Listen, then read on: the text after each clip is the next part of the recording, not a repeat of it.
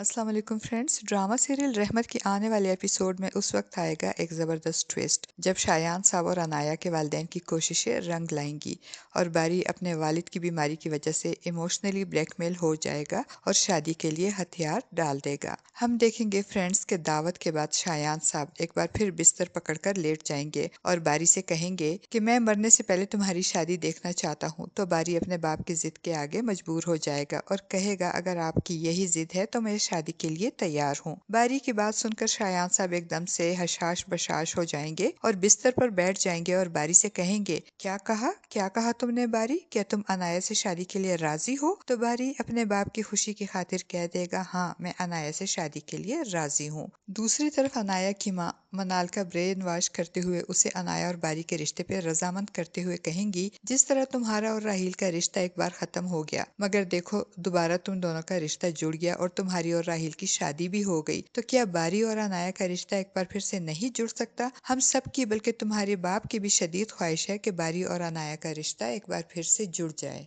और दोनों की शादी हो जाए। तो अपनी सास की बातें सुनकर मनाल भी सोच में पड़ जाएगी और अब वो भी अनाया और बारी के रिश्ते की मुखालफत खत्म कर देगी, मगर वो एक बार फिर बारी से बात करके उसे समझाएगी कि वो अपने फैसले पर गौर करे, क्योंकि शादी एक दिन का मामला नहीं बल्कि सारी जिंदगी का मामला है। दूसरी तरफ शायान साहब बारी का अनाया से शादी का इकरार सुनकर खुश तो होंगे, मगर साथ ही फिक्रमंद भी हो जाएंगे और अपने खदशात का इजहार अपने भाई यानी अनाया के बाप सुफियान साहब के सामने करते हुए कहेंगे मैं पहले ही एक बहुत बड़ा रिस्क ले चुका हूँ इस लड़की से जबरदस्ती रिजिग्नेशन लेकर, और मुझे ये खौफ है कि अगर इस लड़की ने ये सच्चाई बारी के सामने रख दी तो सारा मामला ही बिगड़ जाएगा। और इधर परीशे भी जो अभी तक बारी की मोहब्बत को और उसके साथ साथ उसके बाप की गई बेइज्जती को नहीं भूली होती, वो इसी कश्मकश में होगी कि क्या इसे बारी को इसके बाप की असलियत के बारे में बताना चाहिए या नहीं। और इसी दौरान जो रिश्ता परीशे के लिए आया था वो लोग परीशे को देखने आएंगे, तो इसकी दादी परीशे के पास आकर कहेंगी हमने रिश्ते से इनकार तो कर दिया था, मगर अब जब वो लोग आ ही गए हैं तो इनके पास आकर बैठने में कोई हर्ज नहीं, तुम आकर इनसे मिल लो।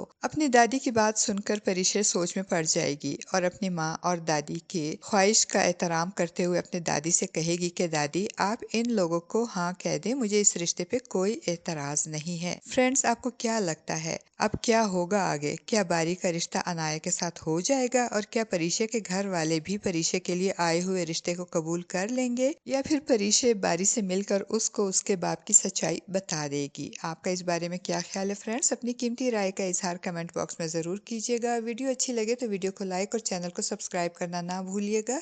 शुक्रिया।